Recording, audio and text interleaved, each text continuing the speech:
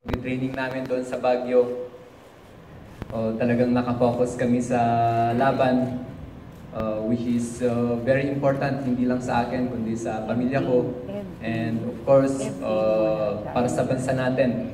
I've been representing the nation in the sport of Wushu, and I've been able to won several medals for our country, and I tell you, it's really an amazing feeling if you see your flag soaring high na nirerespeto ng iba't ibang lahi.